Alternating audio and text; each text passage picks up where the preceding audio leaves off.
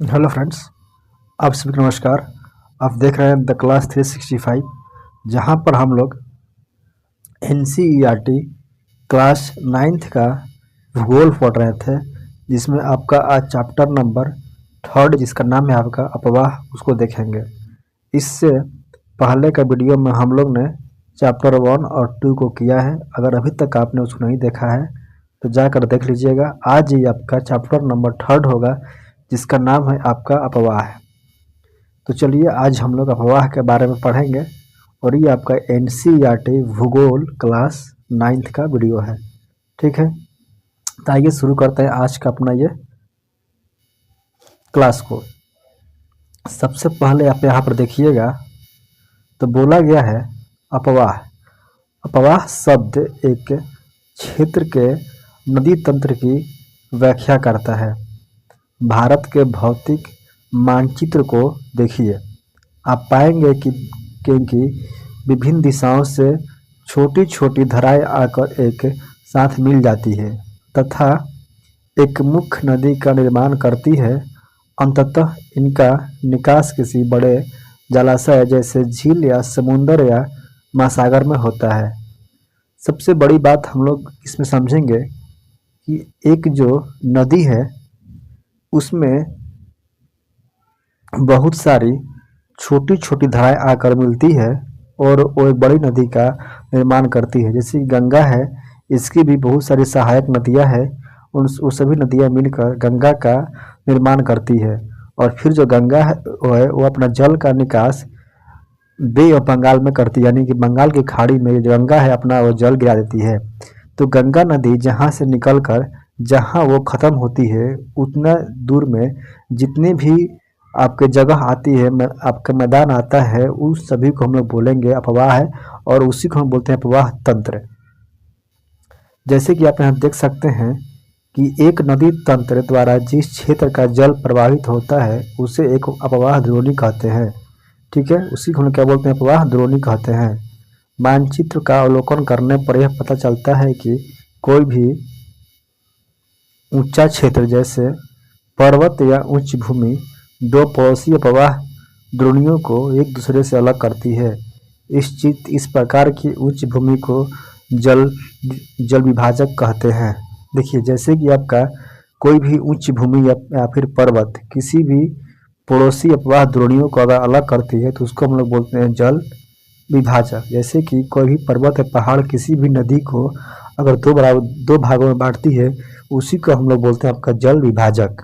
ठीक है, यहाँ पर आपका बोला जा रहा है विश्व की सबसे बड़ी अपवाह द्रोणी आपका अमेजन है। कौन है? अमेजन नदी है विश्व की सबसे बड़ी अपवाह द्रोणी। ठीक है, यहाँ पूछा है भारत में किस नदी की अपवाह द्रोणी सबसे बड़ी है, तो ये आपका हो जाएगा गंगा की। किसकी? गंगा की। देखिए, फिर बोला गया है भारत में अपवाह तंत्र। हमको पढ़ना है भारत में अपवाह तंत्र के बारे में।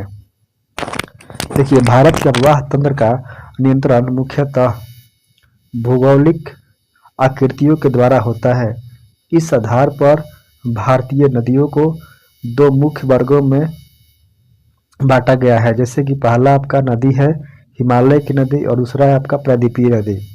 क्वेश्चन आता है भारत की नदियों को कितने वर्गों में बांटा गया है या फिर इसको आपका विभाजित किया गया है। आपको बोलना है जो भारत की जो नदियां हैं उनको हम लोग मुख्यतः दो भागों में बांटते हैं, जो कि पहली आपकी है हिमालय की नदियां और दूसरी आपकी हो जाएगी प्रायद्वीपीय नदियां। देखिए, भारत के दो मुख्य भौगोलिक क्षेत्रों से उत्पन्न होने के कारण हिमालय तथा प्रायद्वीपीय नदियां एक दूसरे से भिन्न है। देखिए, हिमालय नदियां और जो प्रायद्वीपीय नदियां है ये दोनों अपना एक दूसरे से भिन्न है। क्यों है आइए जानते हैं। यहाँ पर लिखा गया है हिमालय की जो अधिकतर नदियां है तो आपका बारहमासी नदियां होती है। पूछता है क्वेश्चन कि हिमालय की नदियां कैसी नदी है। आपको बताना है कि जो हिमालय की नदियां है वो आपका बारहमासी नदियां है। इनमें आपका वर्ष भर पानी रहता है, जो आपका पूरे साल में इनमें पानी रहता है। किसमें? हिमालय की नदियां में। जैसे कि आपका गंगा हो गया, गंगा में आपका पानी हर साल पूरा वर्ष भर रहता है, क्योंकि इन्हें वर्षा के अतिरिक्त उच्च पर्वतों से पिघलने वाले हिम द्वारा भी जल प्राप्त होता है।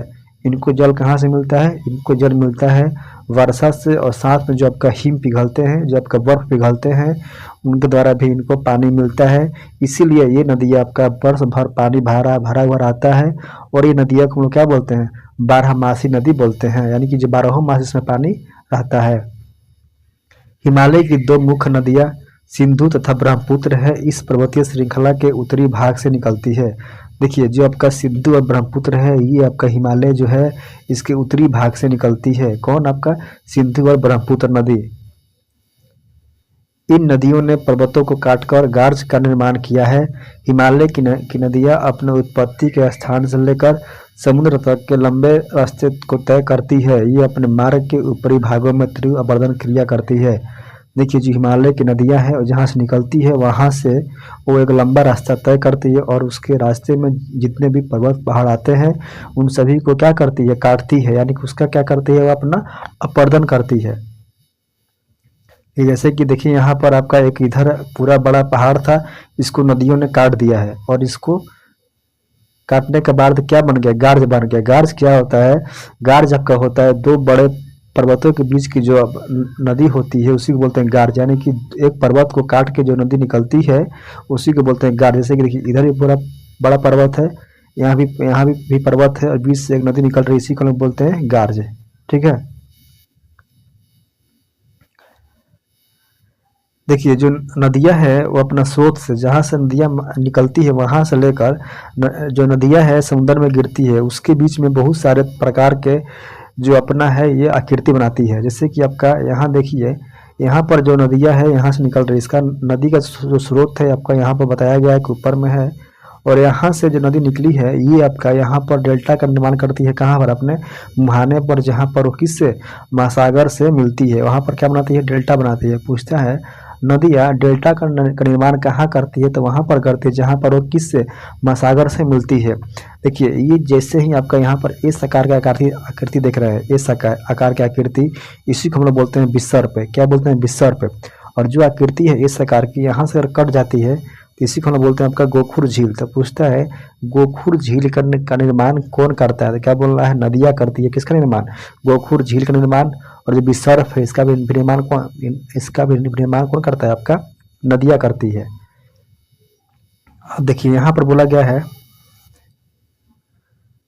जो आपका नदियाँ है जो हिमालय से निकलती है, वो जो नदियाँ है आपका अपने साथ में सिल्ट एवं बालू का संवहन करती है, यानी कि अपने साथ में सिल्ट और बालू को बहा कर लाती है। और मध्य व निचले भागों में ये नदियाँ विसर्प, किसका? विसर्प का, और गोखुर झील तथा अपने बाढ़ वाले मैदान में बहुत सी अन्य निक्षेपण आकृतियाँ का निर्माण करती है। तो पूछता है क्वेश्चन, जो नदियाँ है वो कैसा कैसा आकृति का बनाती है? तो आपका विसर्प हो गया, और यहाँ पर आपका गोखुर झील हो गया। ठीक है। और यही नदियाँ बनाती है आपकी डेल्टा का। क्या नहीं बनाती है? डेल्टा बनाती है। अब यहाँ बोला गया है अधिकतर प्रायद्वीपीय नदियाँ मौसमी होती है। हमने ऊपर पढ़ा है जो आपका हिमालय की नदियाँ है तो आपका बारहमासी होती है, यानी कि बारहों मास उसमें पानी होता है। लेकिन यहाँ पर लिखा है जो आपका प्रायद्वीपीय नदियाँ है, कौन सी? जो आपकी प्रायद्वीपीय नदियाँ है वो कैसी होती है? ये आपकी मौसमी होती है। ठीक है। क्यों होती है? क्योंकि इनका प्रवाह वर्ष भर नहीं रहता है, क्योंकि ये सालों भर इसमें पानी नहीं रहता है। शुष्क मौसम में बड़ी नदियों का जल भी घटकर छोटी छोटी धाराओं में बहने लगता है। हिमालय की नदियों की तुलना में प्रायद्वीपीय नदियों की लंबाई कम होती है। ठीक है, तथा छिछली होती है। फिर भी इनमें कुछ केंद्रीय उच्च भूमि से निकलती है तथा पश्चिम तरफ बहती है। क्या आप इस प्रकार की दो बड़ी नदियों को पहचान सकते हैं? देखिए, जो कुछ नदी है, जो प्रायद्वीपीय भारत की दो नदियां हैं जो आपकी किधर पश्चिम की तरफ बहती है, वो कौन कौन सी है? वो आपका नर्मदा और तापी है। कौन सी नदी है पश्चिम की तरफ बहती है? आपका जो एक नदी हो गया आपका नर्मदा, और एक हो गया आपका जो तापी नदी है, ये आपका पश्चिम की तरफ बहती है। ठीक है, इस बात का ध्यान रखिएगा। प्रायद्वीपीय भारत की अधिकतर नदियां पश्चिमी घाट से निकलती है तथा बंगाल की खाड़ी तरफ बहती है। हमने क्या बोला? नर्मदा और तापी जो है वो पश्चिम तरफ बहती है, लेकिन जो अधिकतर नदियां है वो कहाँ से निकलती है? वो आपका पश्चिमी घाट से निकलती है, और कहाँ पर? आपका बंगाल की खाड़ी की तरफ बहती है, जो कि कहाँ पर? आपका पूरब दिशा में है। ठीक है। अब यहाँ पर हम लोग बात करेंगे हिमालय की नदियाँ। देखिए, सिंधु, गंगा और ब्रह्मपुत्र, ठीक है, हिमालय से निकलने वाली प्रमुख नदियां है। कौन कौन? सिंधु, गंगा और ब्रह्मपुत्र कहाँ से निकलती है? हिमालय से निकलती है। ये नदियां लंबी है तथा अनेक महत्वपूर्ण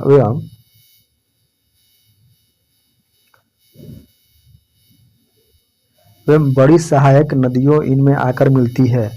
किसी नदी तथा उसकी सहायक नदियों को क्या बोलते हैं हम लोग? उसको हम लोग कहते हैं आपका नदी तंत्र। हमने क्या बोला कि कोई भी बड़ी नदी है उसकी जो सहायक नदी है उसमें आकर मिलती है, इसी को हम लोग बोलते हैं आपको क्या चीज? नदी तंत्र। ठीक है, तो हम लोग इसमें पढ़ेंगे, सबसे पहले हम लोग पढ़ेंगे सिंधु नदी तंत्र। क्या पढ़ेंगे? हम लोग पढ़ेंगे सिंधु नदी का तंत्र, यानी कि इनमें कौन कौन सी नदियां आकर मिलती है, इसका उद्गम कहाँ पर है, ये सभी के बारे में जानेंगे।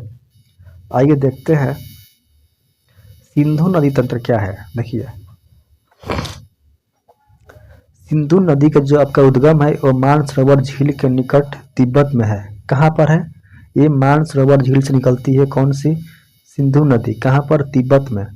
बड़ा क्वेश्चन यहाँ बनता है कि सिंधु नदी की जो उद्गम है कहाँ पर है, तो ये आपके तिब्बत के मानसरोवर झील है। किसका उद्गम? सिंधु नदी का।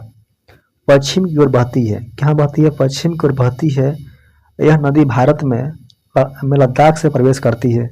फिर पूछता है क्वेश्चन की जो नदी है सिंधु नदी भारत में कहाँ से प्रवेश करती है, तो ये करते ही आपकी कहाँ से? लद्दाख से प्रवेश करती है सिंधु नदी भारत में। इस भाग में यह एक बहुत ही सुंदर दर्शनीय गार्स का निर्माण करती है। इस क्षेत्र में बहुत सी सहायक नदियाँ जैसे कि जास्कर, कौन कौन? जास्कर, जास्कर, नुब्रा, सयोक तथा हुंजा इस नदी में मिलती है। पूछता है क्वेश्चन कि सिंधु की सहायक नदियाँ निम्न में से कौन कौन है, तो जास्कर, नुब्रा, सयोक और हुंजा नदी इसकी सहायक नदियाँ किसकी? सिंधु की। सिंधु नदी जो है आपका बलूचिस्तान तथा गिलगित से बहते हुए, कहाँ से? बलूचिस्तान और गिलगित से बहते हुए अटक में पर्वतीय क्षेत्र से बाहर निकलती है। तो फिर पूछता क्वेश्चन जो सिंधु नदी है वो पर्वतीय क्षेत्र में कहाँ से बाहर निकलती है, तो आपका बोलना है कहाँ से? अटक से। जो आपका सिंधु नदी है ये आपकी अटक से, आपका अटक में पर्वतीय क्षेत्र से क्या चीज़? बाहर निकलती है। उसके बाद इसमें सतलज नदी, ब्यास, रावी, चिनाब तथा झेलम आपस में मिलकर पाकिस्तान में मिठान कोट के पास सिंधु नदी में मिल जाती है। देखिए, हमने क्या बोला कि जो सिंधु नदी है ये आपकी अटक में पर्वतीय क्षेत्र से बाहर निकलती है। उसके बाद इसमें सतलज नदी, ब्यास, रावी और चिनाब तथा झेलम नदियाँ अपना आपस में मिलती है पहले, और आपस में मिलने के बाद ये सब जाकर कहाँ पर? पाकिस्तान के मिठान कोट में। कहाँ पर?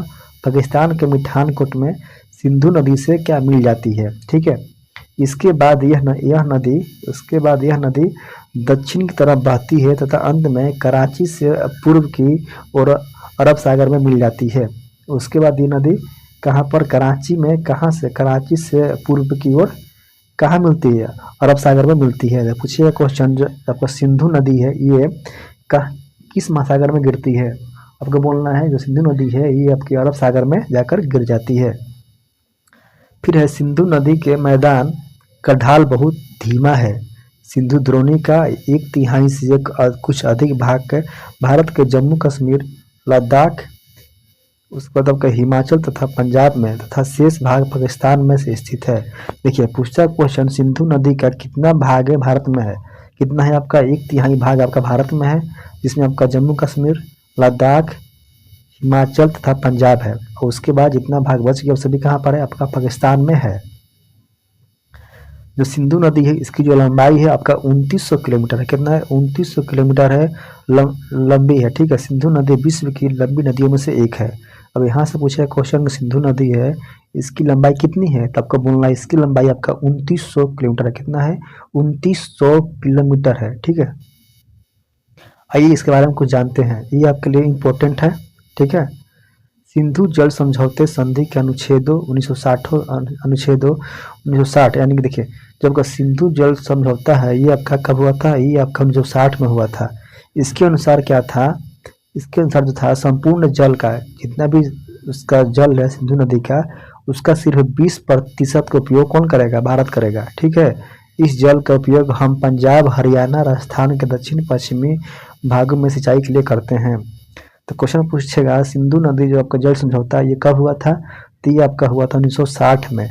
और इसका सिर्फ 20%, कितना 20% जल का उपयोग कौन करता है? हमारा देश भारत करता है। और जो 80% जल का उपयोग कौन करता है? वो करता है आपका पाकिस्तान। ठीक है, अब यहाँ पर हम पढ़ेंगे आपका गंगा नदी तंत्र। ठीक है, देखिए गंगा की मुख्य धारा भागीरथी, कहाँ से? भागीरथी ये जो है आपका गंगोत्री हिमानी से निकलती है। देखिए पहले तो लोग जानेंगे गंगा का निर्माण कैसे हुआ। तो गंगा का आपका जो निर्माण है ये भागीरथी जो है ना, भागीरथी नदी ये आपकी गंगोत्री हिमानी से निकलती है तथा एक अलकनंदा नदी है। ये आपका जो है उत्तराखंड के देवप्रयाग में इससे मिलकर हरिद्वार के पास गंगा पर्वतीय भाग को छोड़कर मैदानी भाग में प्रवेश करती है। देखिए हम लोग पहले जाने गंगा का जो है उसका कैसे हुआ है निर्माण। जो गंगा है ये जो आपका है भागीरथी और जो आपका अलकनंदा नदी है, भागीरथी प्लस अलकनंदा मिलकर आपका देवप्रयाग में, ठीक है, देवप्रयाग में क्या बनाती है? गंगा बनाती है। कहाँ पर? देवप्रयाग में। कौन कौन? भागीरथी और आपका अलकनंदा मिलकर देवप्रयाग में गंगा का निर्माण करती है। ठीक है, और उसके बाद जो गंगा है आपका हरिद्वार में, कहाँ पर? हरिद्वार में जो गंगा है वो आपका पर्वतीय भाग को छोड़कर मैदानी भाग में प्रवेश करती है। यहाँ बनेगा आपका 2 क्वेश्चन, गंगा का निर्माण किससे किससे हुआ है? तो आपका बोलना है भागीरथी और अलकनंदा से। फिर पूछे क्वेश्चन, जो गंगा नदी है वो पर्वतीय भाग को छोड़कर कहाँ पर मैदानी भाग में प्रवेश करती है? तो आपको बोलना है हरिद्वार में। कहाँ पर? हरिद्वार में। फिर देखिए हिमालय से निकलने वाली बहुत सी नदियाँ आकर गंगा में मिलती है। इनमें से कुछ प्रमुख नदी है जैसे कि आपका यमुना हो गया, घाघरा हो गया, गंडक हो गया तथा कोसी, ये सभी आपकी गंगा की सहायक नदियाँ हैं। फिर देखिए यहाँ पर बोला गया है यमुना नदी हिमालय के यमुनोत्री हिमानी से निकलती है। देखिए जो हिमालय जो आपका यमुना नदी है ये कहाँ से निकलती है? तो ये आपका निकलती है हिमालय के आपका जो आपका यमुनोत्री ग्लेशियर है यहाँ से निकलती है। कौन? यमुना नदी। कहाँ से? यमुनोत्री हिमानी से निकलती है आपकी यमुना नदी। यह गंगा के दाहिने किनारे के समांतर बहती है। कहाँ बहती है? गंगा के दाहिने किनारे के समांतर बहती है तथा इलाहाबाद में गंगा में मिल जाती है। देखिए जो आपका यमुना नदी है ये गंगा में कहाँ मिलती है? तो ये आपका इलाहाबाद में गंगा में मिल जाती है। कौन? आपका यमुना नदी। ठीक है, जिसको हम लोग बोलते हैं प्रयागराज में, ये किससे मिलती है? गंगा से मिलती है। कौन? आपका यमुना नदी। घाघरा, गंडक तथा कोसी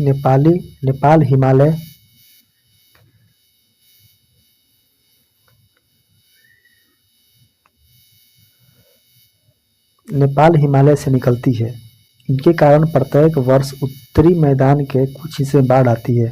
हम लोग जानते हैं जो आपका कोसी नदी है ये आपके बिहार का शोक बोलते हैं, क्योंकि जो कोसी नदी है ये हर साल बिहार में बाढ़ लाती है। ठीक है, लेकिन यहाँ पर हम देखते हैं भारत की नदियों के बारे में। सबसे बड़ा जो हम लोग पहले पढ़े सिंधु नदी के बारे में। हमने क्या बोला? जो सिंधु है आपका मानसरोवर झील से निकलती है जो आपका तिब्बत में स्थित है। और ये जो है आपका यहाँ पर जो भारत में इंटर करती है। ठीक है, अटक से भारत में इंटर करती है और फिर यहाँ पर आपका मिठानकोट में आकर ये आपका झेलम चिनाब नदी से मिलती है। ठीक है, और फिर ये आपका जो जल है वो आपका ना अरब सागर में छोड़ देती है। उसके बाद हमने देखा इसमें गंगा को, जो गंगा नदी है ये जो आपका है भागीरथी प्लस अलकनंदा से मिलकर गंगा बनती है देवप्रयाग में। फिर वहाँ से गंगा आगे बढ़ती है और इसमें जो है जो आपका यमुना नदी है ये इससे आपका इलाहाबाद यानी कि प्रयागराज में आकर मिलती है। फिर गंगा आपका आगे बढ़ती है, फिर बिहार होते बंगाल में घुसती है और फिर ये अपना जल जो है बे ऑफ बंगाल में यानी बंगाल की खाड़ी में गिरा देती है। ठीक है, फिर आप यहाँ देख रहे हैं ब्रह्मपुत्र नदी। ये जो नदी है आपका असम में बहती है ब्रह्मपुत्र आपका, इसको हम आगे पढ़ेंगे। अब देखिए यहाँ पर आपका देवप्रयाग में भागीरथी और जब का अलकनंदा है दोनों का संगम हुआ और यहीं पर आपका गंगा का क्या हुआ? आपका निर्माण हुआ है। ठीक है, देखिए हमने क्या बोला? बिहार का शोक कौन है? बिहार है, इसका शोक आपका है कोसी नदी है। ठीक है, जो क्या करती है? आपका हर साल बिहार में बाढ़ लाती है जिससे आपके बड़े पैमाने पर जान माल का नुकसान होता है। लेकिन ये वे नदियां हैं जो मिट्टी को उपजाऊ प्रदान कर कृषि योग्य भूमि बनाती है। देखिए बाढ़ तो लाती है लेकिन साथ में जो भूमि है उसको ये उपजाऊ बनाती है जहाँ पर कृषि अधिक मात्रा में होता है। फिर देखिए यहाँ पर बोला गया प्रायद्वीपीय उच्च भूमि से आने वाले मुख्य सहायक नदियाँ चंबल, बेतवा तथा सोन है। ये जो नदियाँ है आपका ये प्रायद्वीपीय उच्च भूमि से निकलती है। कौन कौन? चंबल, बेतवा और सोन। ये आपका अर्ध शुष्क क्षेत्रों से निकलती है। इनकी लंबाई कम तथा इनमें पानी की मात्रा भी कम होती है। ठीक है, कौन कौन नदी आपकी है? चंबल, बेतवा और सोन। बाएं तथा दाहिने किनारे के सहायक नदियों के जल से परिपूर्ण होकर गंगा पूरब दिशा में पश्चिम बंगाल के फरक्का तक बहती है। यह गंगा डेल्टा का सबसे उत्तरी बिंदु है। कौन सी? फरक्का जो है आपका गंगा डेल्टा का सबसे उत्तरी बिंदु है। यह नदी दो भाग में बढ़ जाती है। भागीरथी हुगली दक्षिण की तरफ बहती है तथा डेल्टा के मैदान से होती है बंगाल की खाड़ी में मिल जाती है। जो मुख्य धारा दक्षिण की ओर बहती हुई बांग्लादेश में प्रवेश करती है। यहाँ बोला कि गंगा जो है वो दो भाग में बढ़ती है। एक जो भाग है वो उसका जो बे ऑफ बंगाल है उसमें गिरती है, और जो एक भाग है वो जो है आपका बांग्लादेश में प्रवेश करती है। एवं ब्रह्मपुत्रा है इससे आकर मिल जाती है। ठीक है, जो गंगा का एक हिस्सा था इससे आकर आपका कौन मिलती है? ब्रह्मपुत्रा मिलती है। ब्रह्मपुत्रा को मिलने के बाद क्या होता है आगे पढ़ते हैं इसमें। देखिए, जैसे ही ब्रह्मपुत्रा मिलती है उसमें अंतिम चरण में गंगा और ब्रह्मपुत्रा समुद्र में आपका विलीन होने से पहले किसका क्या नाम से? मेघना का नाम से जानी जाती है। तो पूछेगा मेघना कौन कौन सी नदियों का संगम है? क्या बोलेंगे? ब्रह्मपुत्र और गंगा का संगम को क्या बोलते हैं? मेघना बोलते हैं।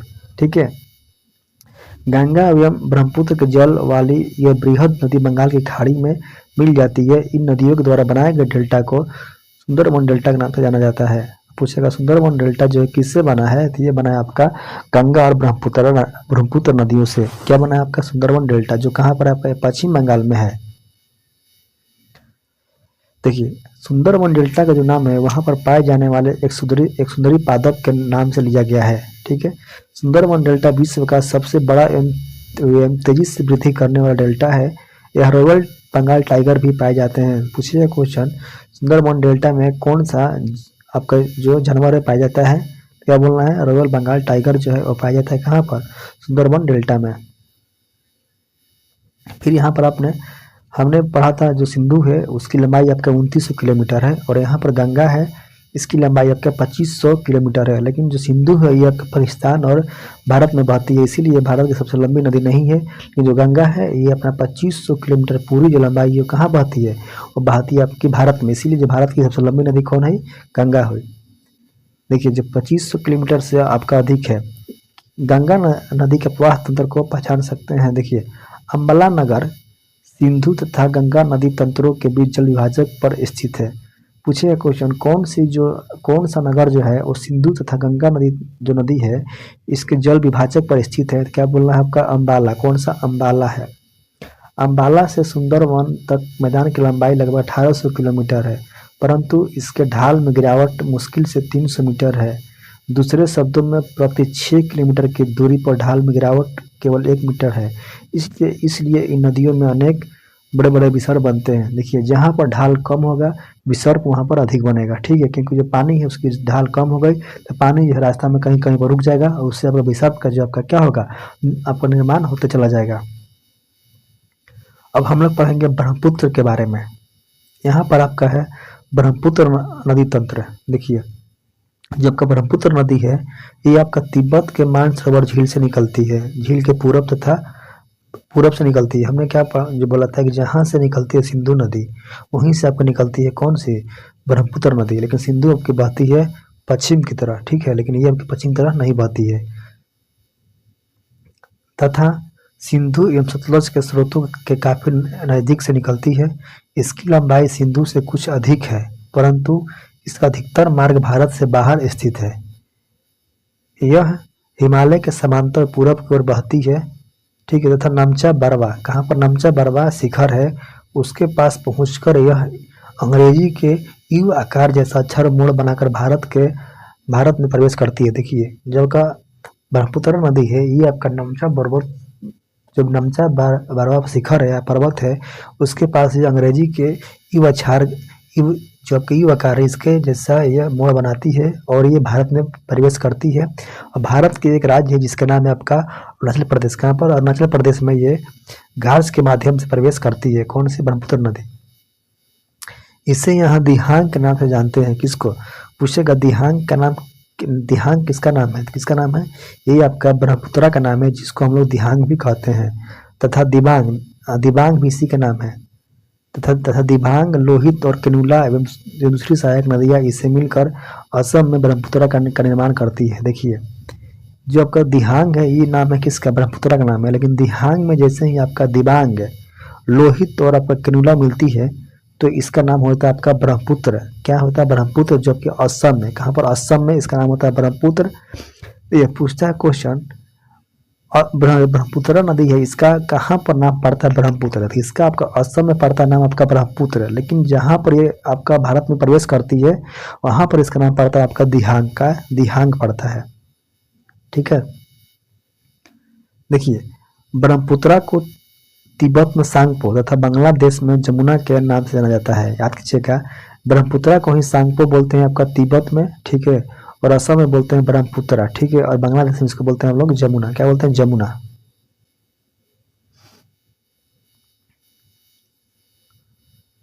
अब देखिए,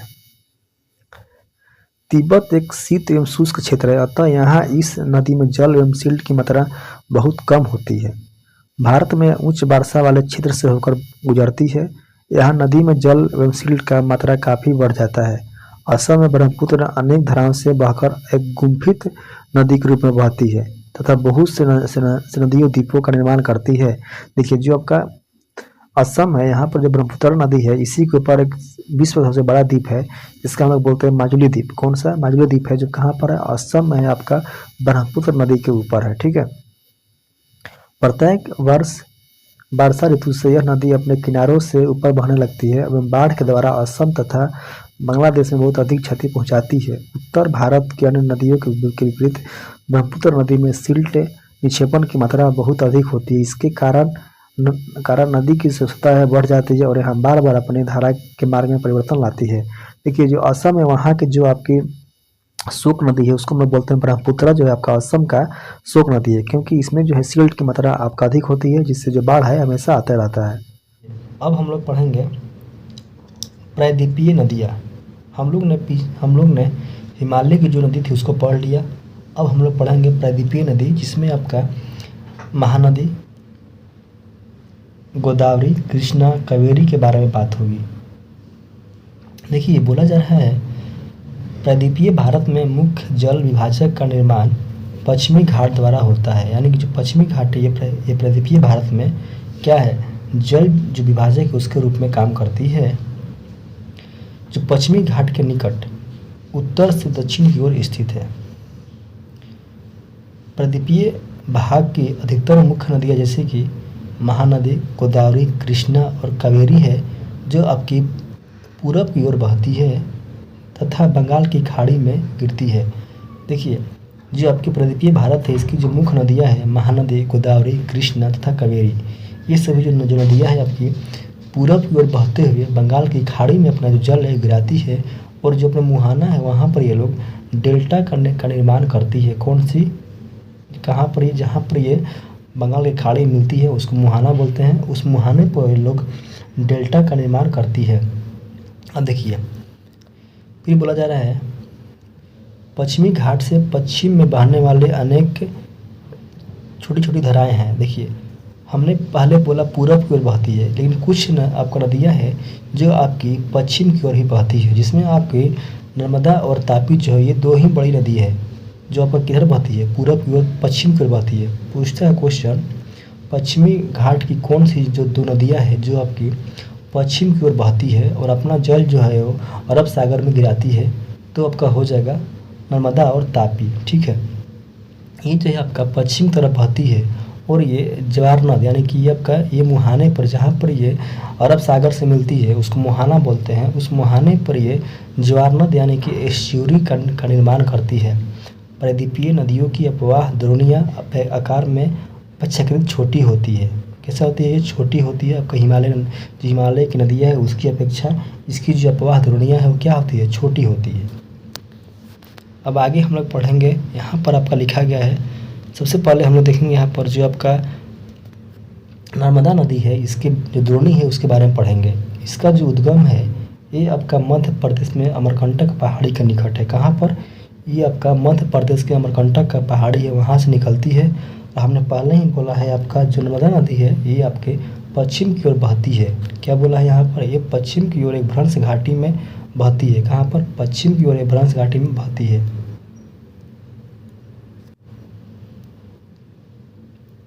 और आपका यहाँ पर है समुद्र तक पहुँचने के क्रम में यह नदी बहुत से दर्शनीय स्थलों का आपका क्या करती है? निर्माण करती है। जैसे कि जबलपुर के निकट आपका संगमरमर के शैलों में यह नदी गहरे गाज से बहती है और यह नदी तीव्र ढाल से गिरती है और वहाँ पर आपका धुआंधार प्रताप का निर्माण करती है। तो पूछता है क्वेश्चन, धुआंधार प्रताप है ये किस नदी पर है? तो ये आपका हो जाएगा किस पर? ये आपका हो जाएगा नर्मदा पर। किस पर? ये आपका हो जाएगा आपका नर्मदा नदी पर। ठीक है, धुआंधार जलप्रपात। अब देखिए फिर हम लोग यहाँ पढ़ेंगे जो आपका नर्मदा नदी है, इसकी जो सभी सहायक नदियाँ जो है वो क्या है? बहुत छोटी छोटी है। इनमें से अधिकतर समकोण प्रमुख धारा से मिलती है। फिर देखिए जो आपको नर्मदा नदी है ये आपका मध्य प्रदेश और गुजरात के कुछ भागों में ही विस्तृत है। कौन सी नदी आपकी? जो आपका ये नदी है नर्मदा आपका, ये आपका मध्य प्रदेश और गुजरात में ही है। ठीक है, अब हम लोग पढ़ेंगे तापी के बारे में। ये तापी है, इसका भी जो आपका उद्गम है ये आपका मध्य प्रदेश में ही आपका बैतूल जिले में सतपुड़ा की श्रृंखला से होता है। कहाँ से होता है? ये आपका मध्य प्रदेश के बैतूल जिले में सतपुड़ा की श्रृंखलाओं से इसका होता है आपका उद्गम। किसका? तापी का। ध्यान रखिएगा इस बात को। यह जो है आपका नर्मदा के समांतर एक भ्रंश घाटी, किसके समांतर? नर्मदा के समांतर एक भ्रंश घाटी में बहती है, लेकिन इसकी लंबाई जो है बहुत कम है। इसकी द्रोणी जो है आपका मध्य प्रदेश, गुजरात तथा महाराष्ट्र राज्य में है। किसकी द्रोणी? आपका तापी का। ठीक है, अब देखिए अरब सागर तथा पश्चिमी तट के बीच का तटीय जो मैदान है बहुत अधिक संकीर्ण है, इसलिए तटीय नदियों की लंबाई बहुत कम है। पश्चिम की ओर बहने वाली मुख्य आपका नदियाँ कौन कौन सी है? साबरमती है, माही है, भारतपुंजा और तथा पेरियार है। ये सभी जो नदियाँ आपके पश्चिम की ओर बहती है कौन कौन सी है? साबरमती है, माही है, भारतपुंजा तथा पेरियार है। अब आगे देखिए यहाँ पर आप लोग पढ़ेंगे गोदावरी का, जो आपका दक्षिण भारत की सबसे बड़ी नदी है। कौन? गोदावरी है। देखिए बोला गया है जो गोदावरी है सबसे बड़ी प्रायद्वीपीय नदी है। कौन है? गोदावरी सबसे बड़ी प्रायद्वीपीय आपका क्या नदी है?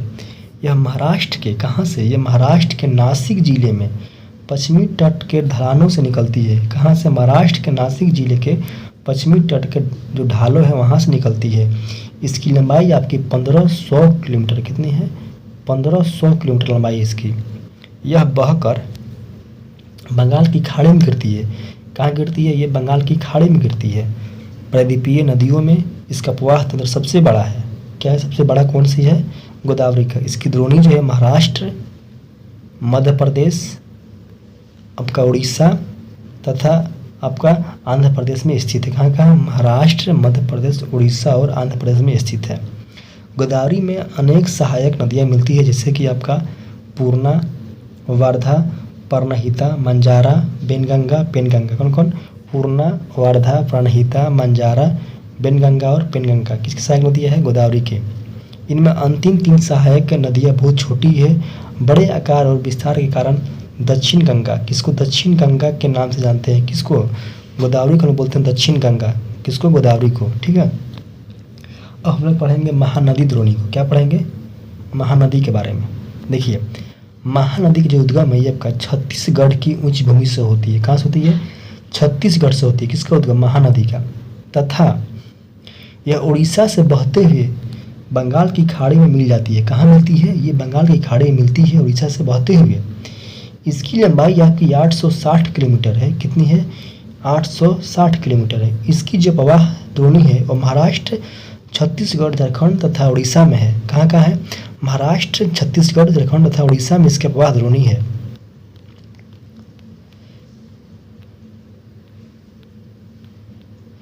अब हम लोग यहाँ देखेंगे आपका कृष्णा के बारे में। देखिए जो कृष्णा आपका द्रोणी है इसके बारे में पढ़ेंगे। यह महाराष्ट्र के पश्चिमी तट में, कहाँ पर?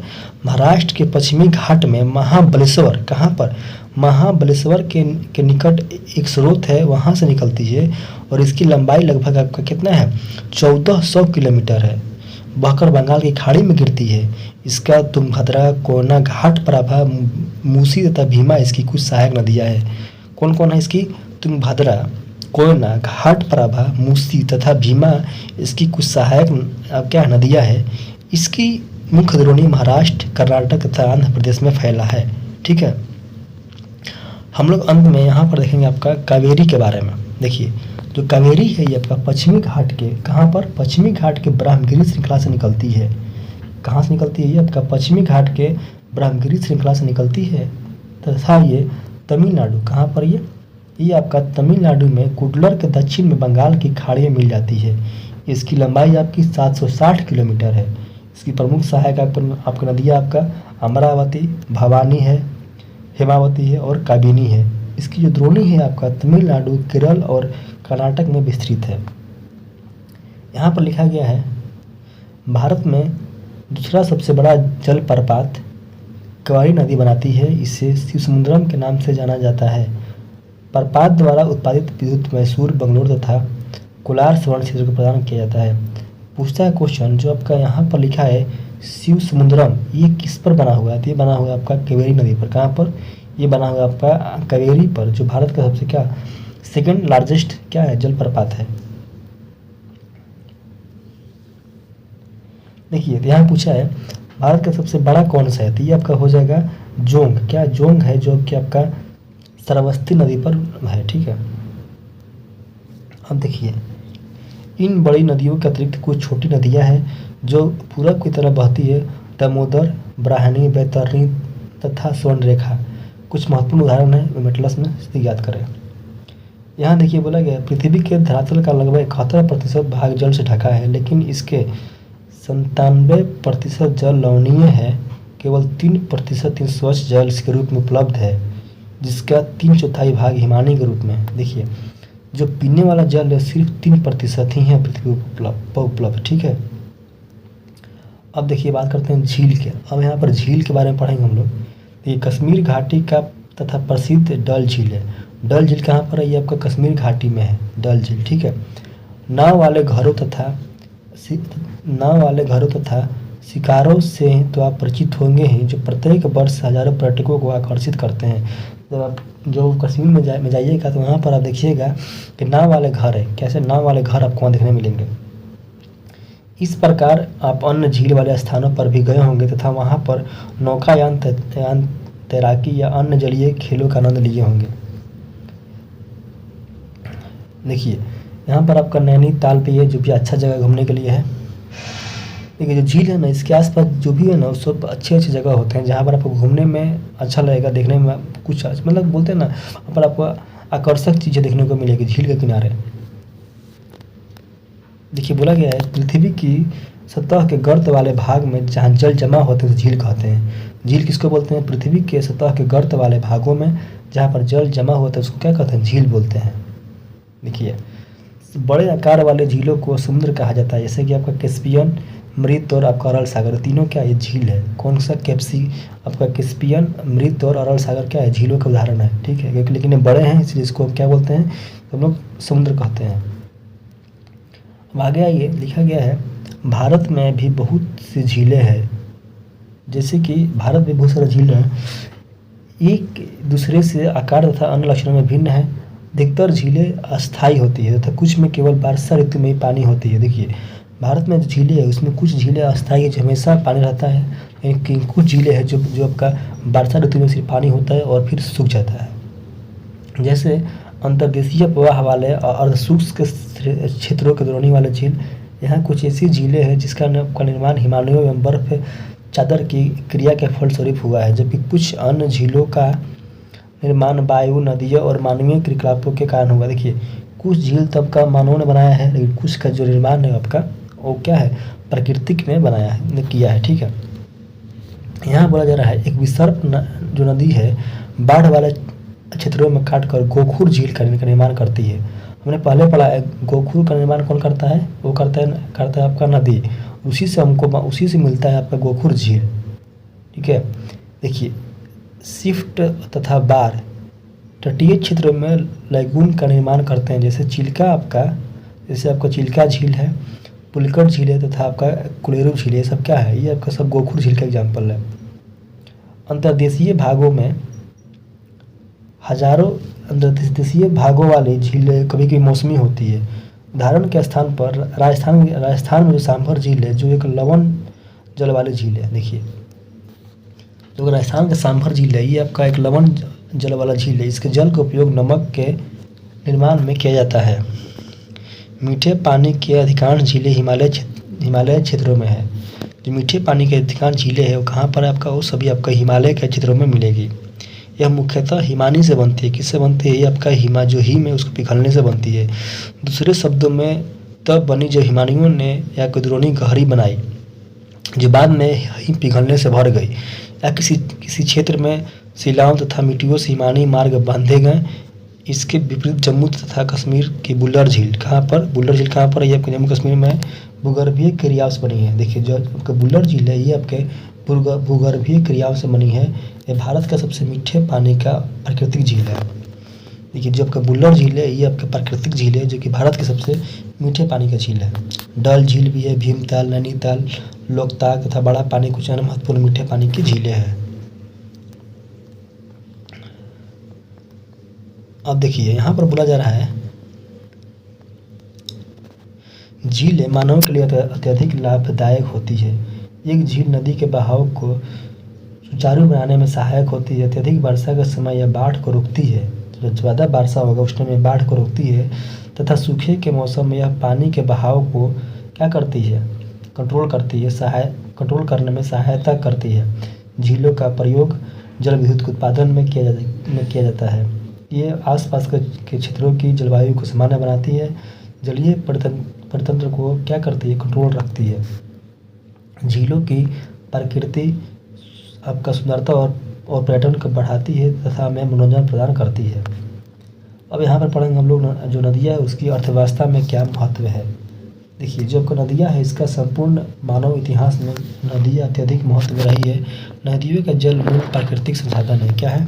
ये आपका भगवान का दिया हुआ एक आपका क्या है, सामान है। नदी का जल अनेक मानवीय क्रियाकलापों के लिए अनिवार्य है। यही कारण है कि नदियों के तट ने प्राचीन काल से ही अधिवासियों को अपनी ओर आकर्षित किया हुआ है। देखिए, जितने भी लोग, अधिकांश जो जनसंख्या होती है वो नदी के किनारे ही बसी हुई होती है। ये गांव अब बड़े शहरों में परिवर्तित हो चुके हैं। अपने राज्य के उन शहरों की सूची में तैयार कीजिए जो कि नदी किनारे स्थित है। देखिए, किंतु भारत जैसे देश के लिए, जहाँ की अधिकांश संख्या जीविका के लिए कृषि पर आपका निर्भर है, वहाँ सिंचाई, नौसंचालन, जलविद्युत निर्माण में नदियों का बहुत अधिक महत्व है। देखिए, जो भारत है, यहाँ पर लोग कृषि करते हैं। कृषि के लिए जो नदी है उसकी आवश्यकता बहुत ज़्यादा होती है। इसलिए यहाँ पर आपका नमामि गंगे कार्यक्रम जो है 1985 में जारी किया गया था। गंगा एक्शन प्लान के नाम पर आपका जो 1985 में हुआ था। ठीक है, पूछता है क्वेश्चन, गंगा एक्शन प्लान कब किया गया जारी? तब 1985 में। जो नदियाँ है, इसका जो प्रदूषण है, इससे भी बहुत सारा दिक्कत होता है और इसी के बारे में हम लोग जानेंगे। देखिए, बोला गया है जो नदी है, इसको जो प्रदूषण का जो कारण है, आपका घरेलू कुछ कूड़ा कचरा हो गया, फिर आपका औद्योगिक हो गया, तथा कृषि में बढ़ती मांग के कारण जो है इसकी गुणवत्ता प्रभावित होती है। इसके परिणाम स्वरूप नदियों से अधिक जल की निकासी होती है तथा इनका आयतन घट जाता है। दूसरी ओर उद्योगों का प्रदूषण अपस्कृत कचरे में नदी मिलते रहते हैं। देखिए, जो लोग हैं वो क्या करते हैं कि जो नदी है उसमें अपना घर से और जो फैक्ट्रियाँ है वो सभी क्या करते हैं, जो कचरा है वो नदी में फेंकती है, जिससे क्या आपका जो नदी है उसका प्रदूषण होता है। तो इसी के बारे में दिया गया, इसको आप देख लीजिएगा। और आज का जो चैप्टर था आपका ख़त्म हो गया है, अपवाह तंत्र। इसका जो क्वेश्चन है उसको हम लोग कल देख लेंगे।